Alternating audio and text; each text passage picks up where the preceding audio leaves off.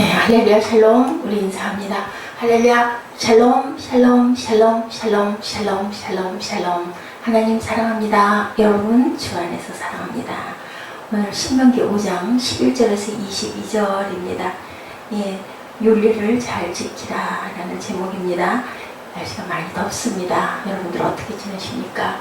예, 더위 조심하시고 이제 또 아이들 개학이 곧 돌아옵니다. 방학 마무리 준비 잘 할 수 있도록 옆에서 또한 아이들과 함께 많은 대화도 하고 좋은 것도 생각하고 즐거운 것도 다니시는 저와 여러분 되시기를 주님으로 축복합니다. 아멘. 네, 오늘 본문 신명기 5장 11절에서 22절까지 합독했습니다. 십계명에 대해서 말씀하고 계시죠. 율법에 기초한 바른 신앙생활을 하라. 바른 신앙생활이란 무엇인가? 어떤 이는 신앙생활을 교회생활로 그렇게 생각하는 경우가 많이 있습니다. 그러나 그것은 그렇지는 않죠. 교회에서 장로를 뽑을 때도 교회 생활을 잘하는 사람들을 뽑는데 그게 아니라 신앙생활을 잘하는 사람이어야 된다. 그렇다면 신앙생활은 무엇일까요? 예, 신앙생활 하면 물론 교회생활이 당연히 포함됩니다. 교회생활이라는 것은 무엇일까? 하나님께서 말씀하신 율례 또한 예수께서 오셔서 실천하고 가신 그러한 모든 행동들을 우리가 닮아가고 또한 하나님의 말씀과 예수님의 말씀과 예수님의 그 삶을 저희들이 뒤따라가는 그러한 삶이 신앙생활이고 교회생활이 아닐까 싶습니다. 오늘 본문은 십계명을 이렇게 중심으로 말씀하고 있죠. 그 거룩하신 하나님을 잘 섬기는 것보다 사회생활에 더 많은 부분을 할당하고 있습니다.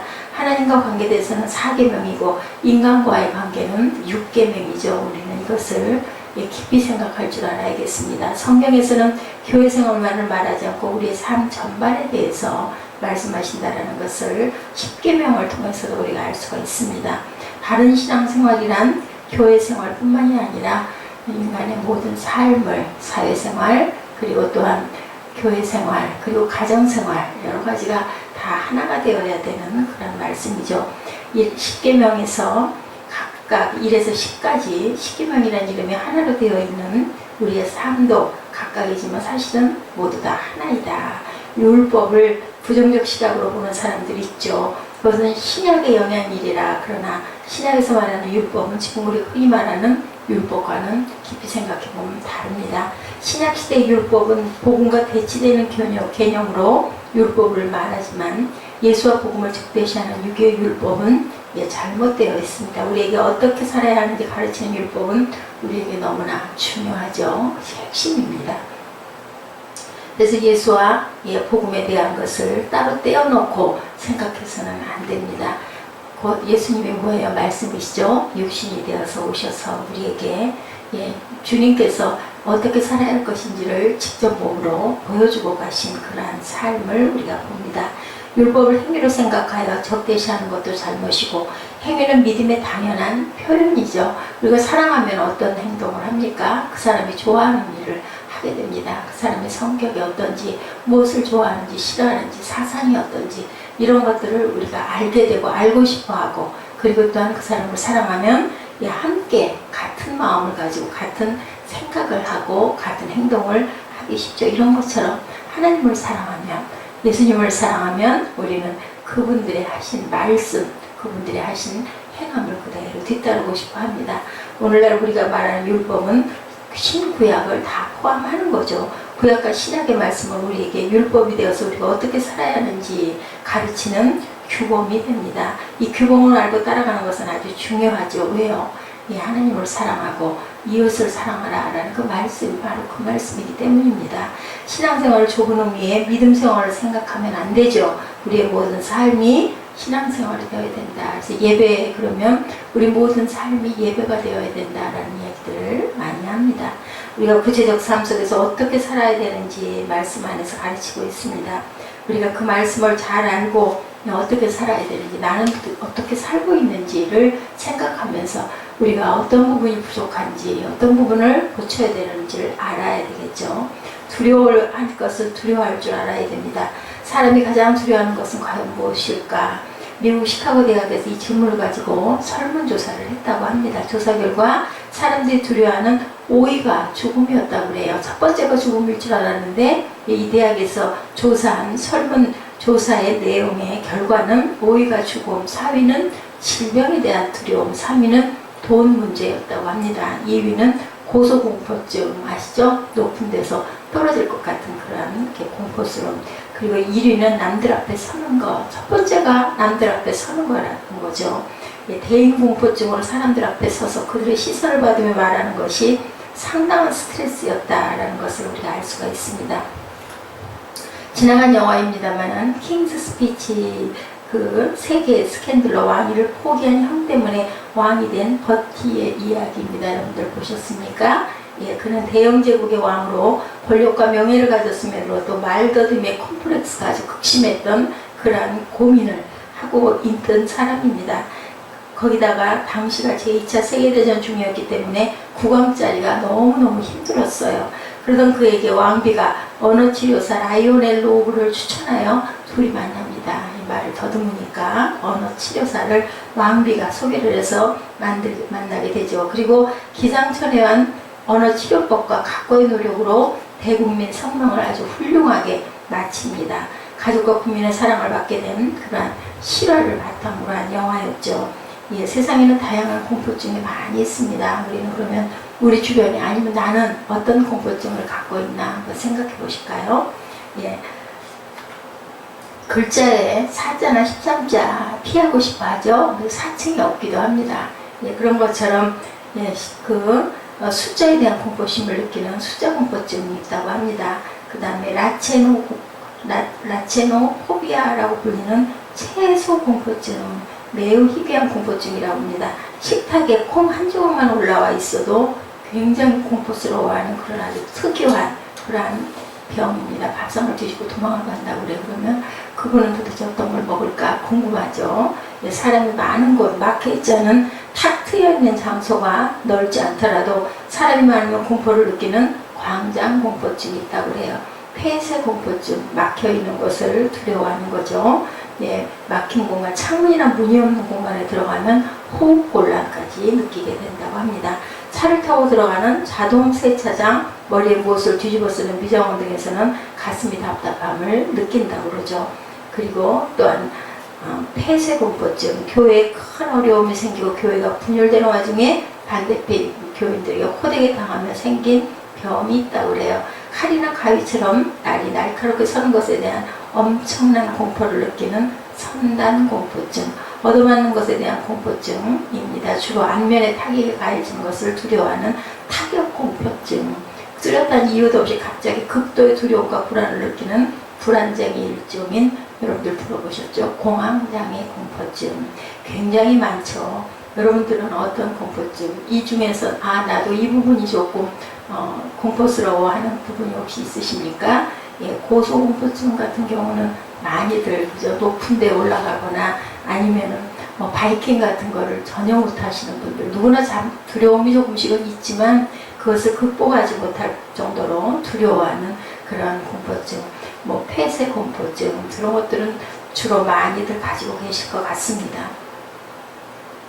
예, 건강을 잃는 것, 병이 드는 것, 물이나 불을 두려워하는 것, 사고, 또한 죽는 것, 이런 것들에 대한, 또한 이별을 두려워하는 것, 이런 공포증 누구나 갖고 있죠.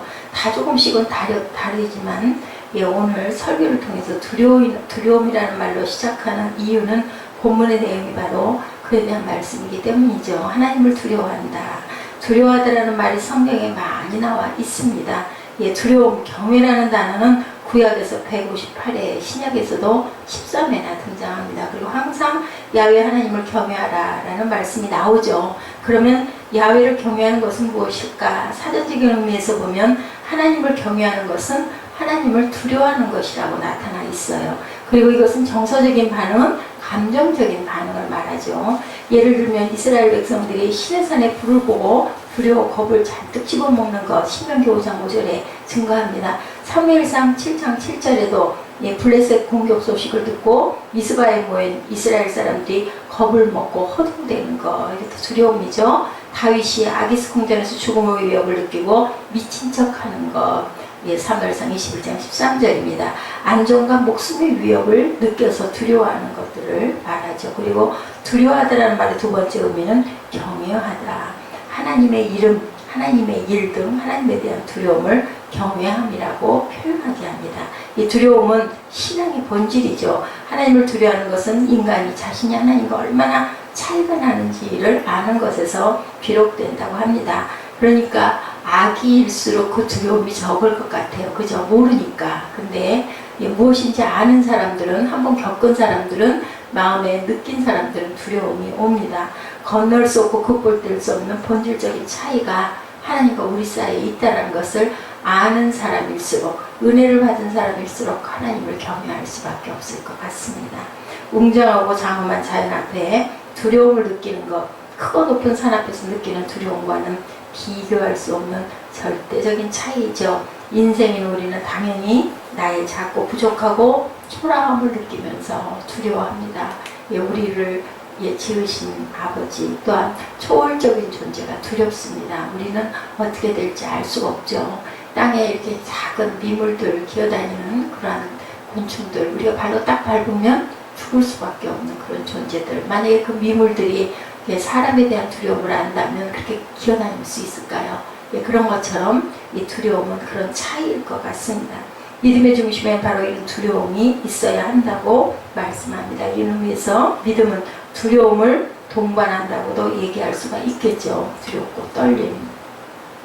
하나님에 대한 두려움은 공포로의 두려움보다는 무슨 두려움? 존경, 경외로의 두려움입니다.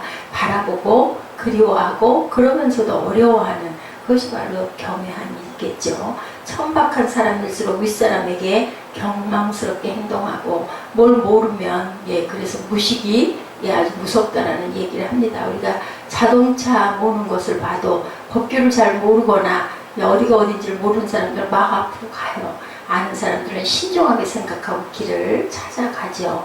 품이 있는 사람일수록 윗사람들에게 조심스럽게 행동합니다. 이렇게 볼 때 윗사람을 어려워하지 않는 것은 아랫사람이 높아지는 것이 아니라 천박해지는 것이라고 할 수도 있습니다. 하나님에 대한 믿음이 깊어질수록 경외심이 높아집니다. 왜냐하면 하나님께 가까이 가면 갈수록 하나님과 나와의 차이를 철저하게 알기 때문이에요. 아는 것이, 그죠? 내가 더 단정하게 아는 것이 내가 더 조심스럽게 볼 수 있는 모습입니다. 하나님에 대한 믿음이 깊은 저와 여러분 되시기 바랍니다. 그리하여 경외함이 항상 두렵고 떨림으로 하나님 앞에 조심스럽게 본매무새도 언어 하나도 걸음걸이 하나도 특히나 예배 때 성전에서는 조심하시는 저와 여러분 되시기 바랍니다. 이사야도 성전에서 기도하다가 하늘에서 어떻게 했어요? 스랍들이 내려오는 모습 또한 하나님의 임재를 느끼는 순간 어떻게 합니까? 나는 이제 죽었구나 라고 하죠. 나는 이제 망하였다 라고 이렇게 얘기합니다. 결국 그랬지만 죽지 않았어요. 그죠? 하루도 나여 망하였도다. 이사야 50장에 보면 절규하죠. 그랬을 때 부젓가락으로 입술을 찢어주고 이제 너는 죄가 없다라고 천사가 대신 그렇게 해줍니다. 하나님이시죠. 베드로는 갈릴리 바다에서 물고기를 잡을 수 없는 대낮에 말씀에 순종하여 엄청난 고기를 잡은 후에 고백하죠. 주여 나를 떠나소서 합니다. 왜요? 나는 죄인이니까 하나님, 저는 하나님 앞에 설 자격이 없습니다. 이런 뜻을 가지고 있죠. 두려움과 경외심은 창조주 하나님에 대면한 인간의 본능적인 반응이라는 것. 오늘 본문에도 이 두려움, 경외심에 대해 말씀하죠. 출애굽기 제2세대, 출애굽 2세대, 가나안 입성 세대인 사람들에게 출애굽 1세대가 시내산, 즉 호렙산에서 맺은 언약을 다시 확인하는 과정에서 모세는 그 당시 하나님께서 친히 호렙산에 강림하셔서 언약을 맺을 때 백성들의 반응을 소개하고 있습니다.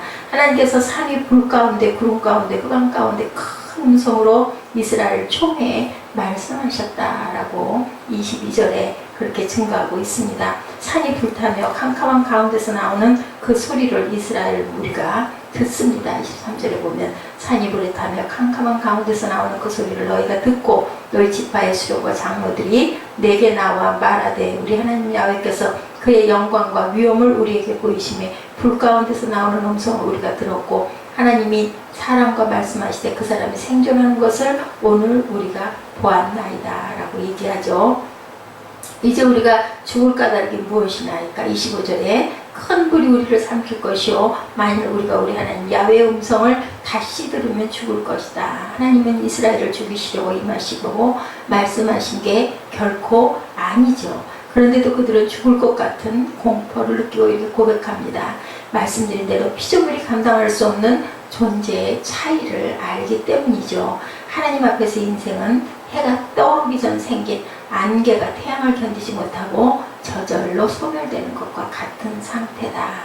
그래서 이스라엘 백성의 대표들이 모세에게 부탁하죠. 26절에 육신을 가진 자로 우리처럼 살아계신 하나님의 음성이 불 가운데서 바람을 듣고 생존한 자가 누구이니까. 이 말은 지금까지는 하나님의 인재를 보고 그 음성을 듣고도 살아남았지만 다음에는 우리 스스로 견딜 수 없겠습니다 라는 고백입니다. 26, 7절에 모세 당신이 우리 대신 하나님께 가까이 나가서 그 말씀을 드린 후 우리에게 전해 주십시오. 이렇게 이스라엘 무리들은 자신들이 육신을 가진 자로 야훼의 하나님의 강림하심을 보고 음성을 들었으니 이제 죽어야 된다라는 생각을 하지요. 여기서 우리는 죽음을 의식하는 것이 하나님을 만난 다른 결과임을 알 수가 있습니다. 세상에는 하나님을 안다고 하는 사람이 많죠. 그러나 하나님을 알고 나니 나는 죽어야 할 죄인임을 알았다라고 고백하는 사람들은 과연 얼마나 있을까. 하나님을 안다고 하는 사람들은 모두 다 하나님은 사랑과 자비가 풍성하신 분이라고 이렇게 말합니다. 그러나 이 하나님의 사랑과 자비는 죽음의 현장 속에서만 발견된다는 것, 무슨 말일까요? 제대로 하나님을 만나면 하나님 앞에서 질식될 것 같고 스스로 소멸돼 사라질 것 같은 본질적인 절망감에 빠진다. 왜요? 나는 죄인이기 때문에. 베드로가 물고기를 잡고 끌어서 엎드려 고백한 나는 죄인이로소이다 라는 그 말씀과 같은 고백입니다. 하나님 앞에서는 우리가 살아남을 자가 아무도 없어요. 그만큼 죄인이라는 것, 의인이라 해도 하나님을 대하는 것이 죽음이라는 것을 깨달은 사람이 자신을 살려주시는 하나님, 구원하시고 복 주시는 하나님을 알게 될 때 사랑과 자비를 말할 수 있기 때문이죠. 본문에서 하나님의 말씀을 들은 자들은 자신의 죽음들을 실감합니다. 그리고 자신들은 감히 하나님 앞에 나아갈 수도 음성도 들을 수 없을 만큼 두렵고 무서우니 모세에게 대신 듣고 와서 알려달라고 이렇게 가청하죠. 이렇게 호렙산에서 보이는 이스라엘 제1세대들의 반응, 하나님은 백성들의 반응을 기뻐하십니다. 18절이죠. 이 백성이 내게 말하는 그 말소리를 내가 들은즉 그 말이 옳도다. 하나님께서 흡족하실 만한 그런 반응이었어요. 하나님은 피조물인 우리에게 두려워하는 것을 기뻐하시고 오늘 또한 우리에게도 말씀하시죠. 우리 모두를 통하여서 정말 CCTV 카메라 그것보다도 더, 왜냐하면 마음속까지 알고 계시기 때문이죠. 하나님을 겁내지 않고 만군의 하나님을 두려워하지 않으니 질서가 깨지고 어른이나 존장을 무시하고 서열이 그만 깨어져 버리는 그러한 현상 있어서는 안 될 그러한 부분들입니다. 그래서 쭉 보니 그들이 항상 이 같은 마음을 보고 나를 경외하며 내 모든 명령을 지켜 그들과 그 자손이 영원히 복받기를 원하노라. 28절 이하에 그 말씀 하시죠. 가서 그들에게 장막에 돌아가라 이르고 너는 여기 내 곁에 서 있으라. 내가 모든 명령과 규례와 법도를 내게 이르리니 너는 그것을 그들에게 가르쳐 내가 그들에게 기업으로 주는 땅에서 그것들을 행하게 하라. 그런즉 너희 하나님 여호와께서 너에게 명령하신 대로 너희는 삼가 행하여 좌로나 우로나 치우치지 말고 너희 하나님 여호와께서 너에게 명령하신 모든 도를 행하라. 그리하면 너희가 살 것이요 복이 너에게 있을 것이며 너희가 차지한 땅에서 너희의 날이 길리라. 하나님께서 모세에게 말씀하시죠. 그 법도와 율례를 잘 지키면 너희가 살 것이고 복이 길 것이다. 너희가 차지한 땅에서 너희의 날이 길리라. 오늘 저와 여러분에게 하나님께서 말씀하시죠. 두려움과 떨림으로 나를 경외하고 그리고 내가 말하는 율례를 잘 지켜라. 그러면 내가 내 땅에서 명이 길게 잘 살 것이며 복을 줄 것이다 라는 축복의 말씀을 하십니다. 좋으신 하나님, 오늘도 하나님 품 안에서 주일을 아름답게 준비하시는 저와 여러분 되시기를 주님의 이름으로 축복합니다. 기도하시겠습니다.